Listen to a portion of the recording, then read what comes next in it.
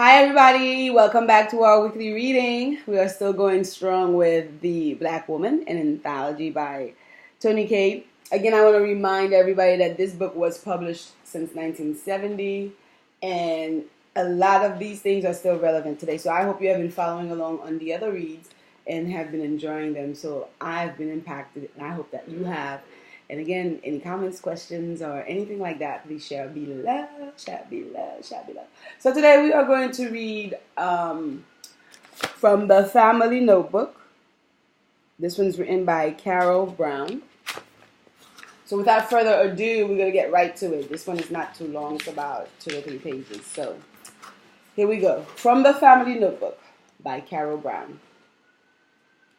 I'm a natural blonde with light gray eyes. Based on my skin color and the color of my hair, I am oftentimes mistaken. White people attach a lot of importance to natural blonde hair. As is evidenced by the Carole ads, blonde have more fun. To be black with blonde hair and only be able to trace white ancestry back to a great-grandfather is difficult indeed. I've been determined ever since 4 years old when I accidentally blurted out in a fashionable New York restaurant, "Daddy!" to my brown-skinned father that I would never let my color become a problem that I could not deal with. With this firm commitment to myself, I set out in the world braced for whatever would happen to me. I grew up in the age of the invisible black, the age in which conditions in which Negroes lived were accepted pattern of life. This age left its imprint on many of us then, some who didn't even survive to tell the tale. My grandmother migrated north to New York with an armful of 5 children in the early 1900s. Being a widow, black, with children to support, her pattern followed many, many strong black women of such stock. Seeking a better life for her children, she headed as far north as her money would take her. Now, Grandma was not educated, but she possessed a keen awareness of life and strength of purpose which helped her succeed in raising her children. I can still hear the words, "If I ever catch you in a white woman's kitchen, I'll kill you." My mother died when I was 3 and my brother 7.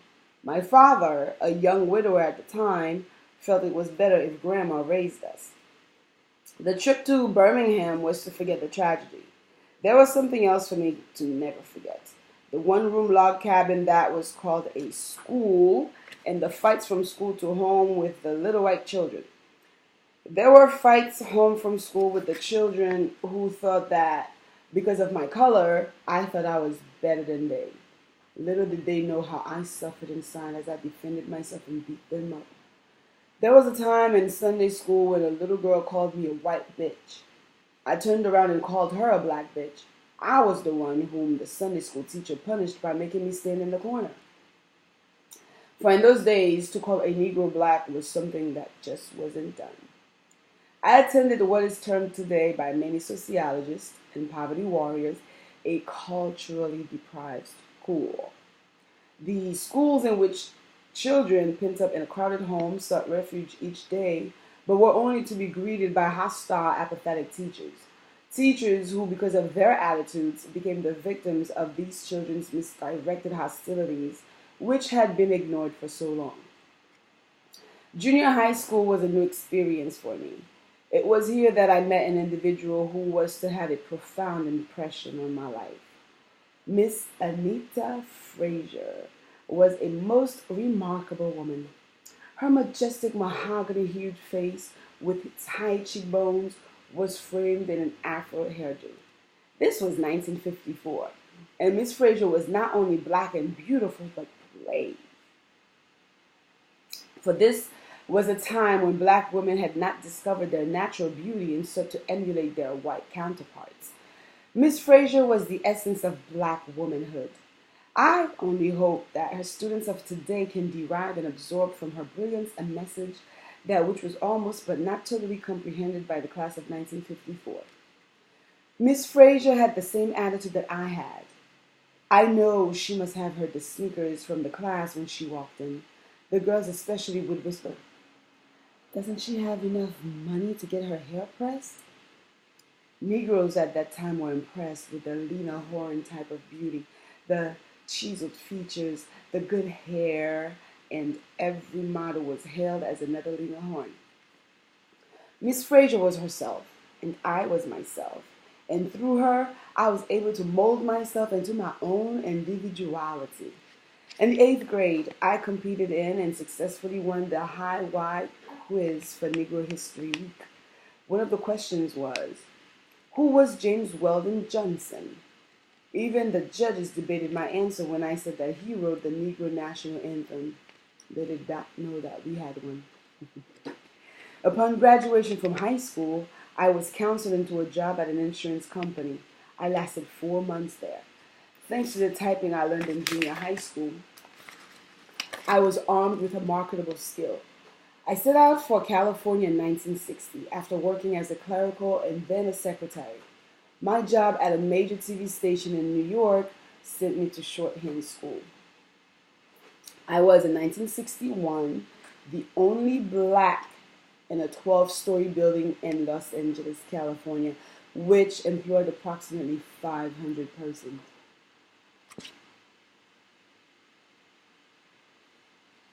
Since that time, I understand that tokenism has set in.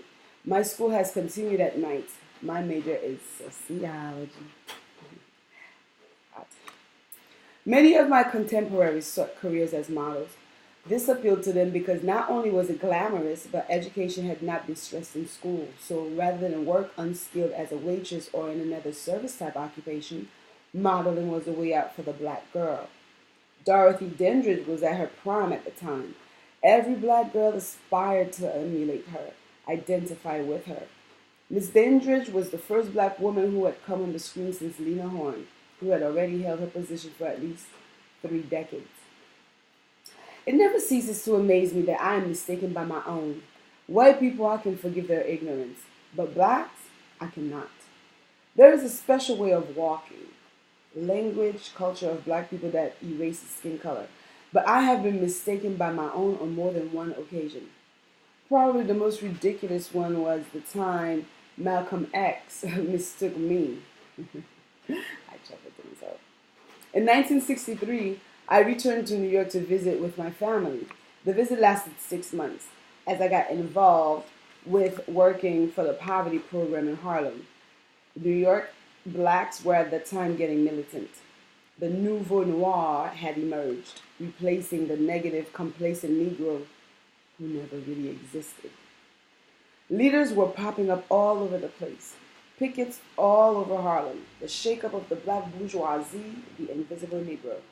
A construction company was being picketed, and when last heard, still is. Because although the hospital was in the heart of Harlem, serving black people, there were no black workers assigned to the clinic. Malcolm X was there. I came within 1 foot of him. I was later told by my companion on the youth from Harry U that Malcolm had scolded her. Sharon, don't ever walk up to me in public like this with a white girl. Malcolm spoke at one of our youth meetings. He spoke to young black youth regarding their future. And then he spoke in the square at 125th Street and 7th Avenue, that famous square in front of the Hotel Teresa in the soul of Harlem. And then the rain came. Everyone ran for shelter. A cloudburst of rain poured forth. Malcolm had spoken. The March on Washington was coming up on August 28th. All of Harlem was preparing for the trip. The crippled came, the young who couldn't yet walk. It was a sunny, bright day in Washington, D.C.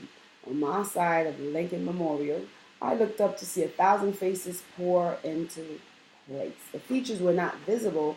All I could see was a throng of black bodies slowly moving into place. That day could have been my proudest if it hadn't been for 4th of July, 1963. I had always thought of Maryland as being a fairly moderate, semi-southern state.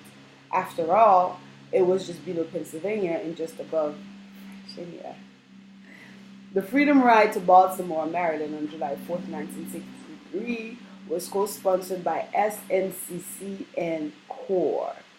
I had mixed emotions about going. I felt I had to go. But at the same time, I didn't feel I had to sit down next to a white person. The theme of the ride was nonviolence, and we were to integrate an amusement park. As the bus pulled up, I got nervous, indecision as to whether I should be arrested or whether I should picket. My 14-year-old companion, who had been cursed, chased, beaten in so many areas of the South, helped me to make up my mind. As we departed the bus and headed for the park, a band of whites came forth. The hate on their faces gave a purplish hue to their skin. As we entered the park, we were greeted by the police. We refused to leave. The sit-in began. One by one, we were herded into the paddy wagon. Shouts of, "The Irish made it! You've got to deserve it!" permeated in the air. I did not feel fear. In fact, I never felt as strong as I did that day. About 3 years ago, I appeared on KNXT's Images and Attitude show. The topic of discussion was racial passing, and I was one of the participants who contributed to the show. The theme of the show was the problems of fair-skinned Negroes. When queried if I've ever been tempted to pass because of my coloring, my answer, unrehearsed and expressing my deep feeling, was, why should I try to assimilate myself into a hostile society when I have a rich culture of my own? What does all this mean to me? The advent of Black Revolution, which was to reach its height in 1964, made me reflect on my past. The injustices in school, the apathetic teachers who discouraged me from going on to college, who had a job as a clerk in an insurance company carved out for me. No skills needed, just a high school diploma. My excelling in French in high school, but no honor upon graduation, even though I received a score of A on my 4-year regents. There is another teacher who stood out in my life. Each time I met Miss Ecker in the hallway, she would query me as to my ancestry. I assumed that having gotten her degree to teach, somewhere along the line she would have taken biology and known that hybrids are the result of the fusion of mixed genes from mother and father. The dregs that our schools got for teachers. The misfits who would punish me by putting my hair in an inkwell. And the idiotic one, Miss Ecker, I still remember her name, who asked me more than once what my ancestry was instead of how my studies were coming along. There was no one to turn to. Little black children took and still are taking abuses from underqualified, insensitive, patronizing teachers who got their degree from and still react to the psychology of the institution of slavery. And that, my friend, is from The Family Notebook by Carole Brown. So I hope you enjoyed, and we are going to continue next week. But oh my God, it is so hot. Like I can't. But I will see you guys next week. So comment below, and I hope you enjoy. See you later.